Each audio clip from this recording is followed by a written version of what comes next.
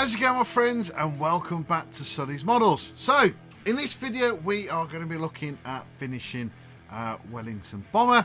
So we'll be looking at painting the model obviously, and obviously doing some weathering. So I didn't do too much with this one, partly because I struggle scaling down my weathering down to sort of this scale. It's one of them things I just generally work better on larger scales. Really, I'm not really a big fan of 70-second. I don't mind so much doing sort of the bombers, even though I haven't really done much of those for quite a long time.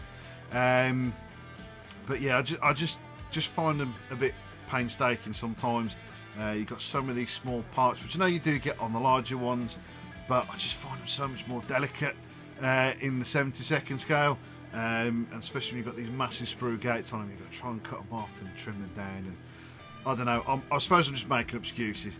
But to be fair, I'm not always been a big fan of 70-second anyway. I've always liked 48 because it's that nice sort of fine between small and being too big.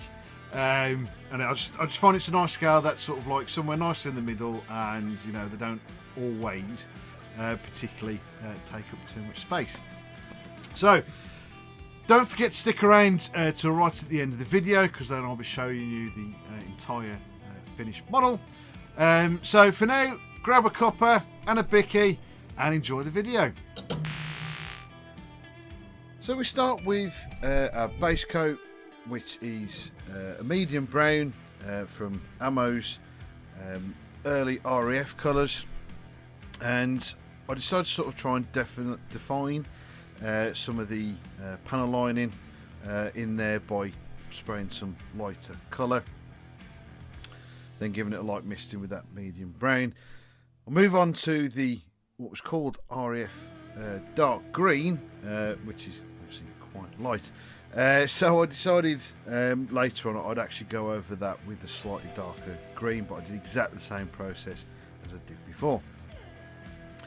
For the camo lines, I've used, as you can see, white tack. It's really good, really quite versatile. Gives you a nice sort of hard but feathered line. Also, if it does stick to the model like it has done there, and you need to remove it, you know, just go back with a bit of white tack in again and remove it. Also, it's very reusable, so which is also a plus. After I'd done that, it was all masked off. Black coat was then painted and then given a fairly light misting with a gloss, so it gave us a sort of semi-gloss, which made it a lot easier for applying our decals. I put down first a little bit of microsol, which helps the decals adhere to the model. Also helps some sort of fix into any sort of forming on the model, so like in this case the ribbing of the fabric, so it sits in really nicely. Then I gave it a bit of going over with the cotton swab, just to get any excess of that microsol, sorry, microset, it's not microsol, microset from underneath, which then again all adheres to the model. Now the registration itself was a little bit more fiddly. The R in particular, there's no sort of carrier film in the middle of the R, so it made it quite delicate.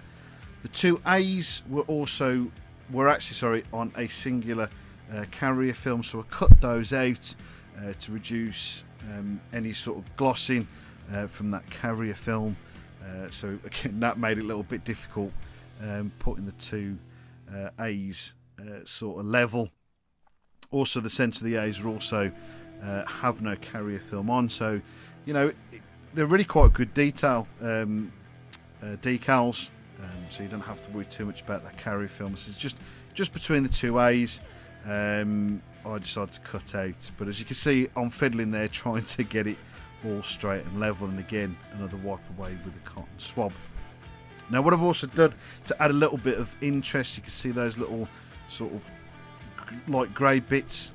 Basically what I've done is those are kind of like repair patches, so I used a bit of masking tape to put those on before painting the black, and then with a little bit of a sort of a whitey grey around them just to make like they've been doped on.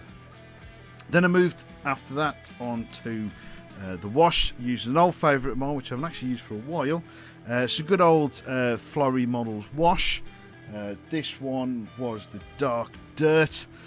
It's a clay base wash, so it doesn't really attack anything.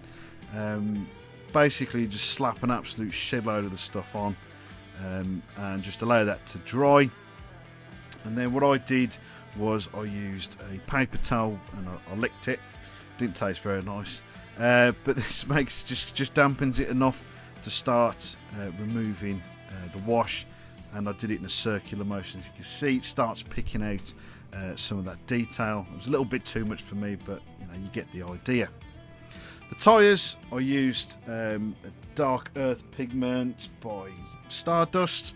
I mixed that in with some water, put it onto the wheel, let that dry, and then again exactly the same as I did with the wash, just lit the cotton swab and just went around the tyre, which gives the effect of the area that has been used the most. Of course, maybe it's been wet for a while and the tyre's been used and sort of dried it out and rubbed away.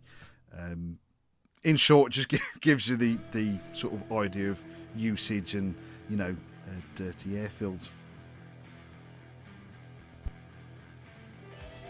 So now we move on to removing the masking from the canopy. As you can see there, the liquid mast coming off. It's nice and easily, it's just fiddling around trying to get those little bits of tape. But as you can see, it gives it did need a little bit of a clean up, but gives a nice clean peel away for the model. And with having that masking tape around the outside, reduces any peel from the masking when you peel it away. Decided also to give any metal parts, so basically around the engine nacelles, a panel liner. After I let that sort of kind of go touch dry, I came in with a bit of white spirits on a brush, only damply, don't want to load, and just sort of wicked away any sort of excess, but around the metal cowl.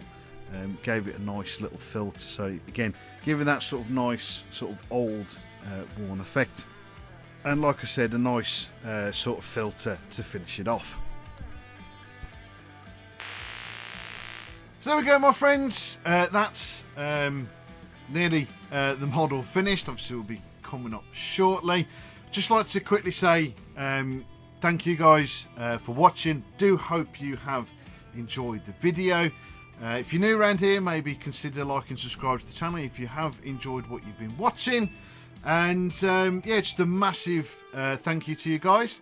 And as always, I'll catch you again soon. So for now, enjoy the finished model.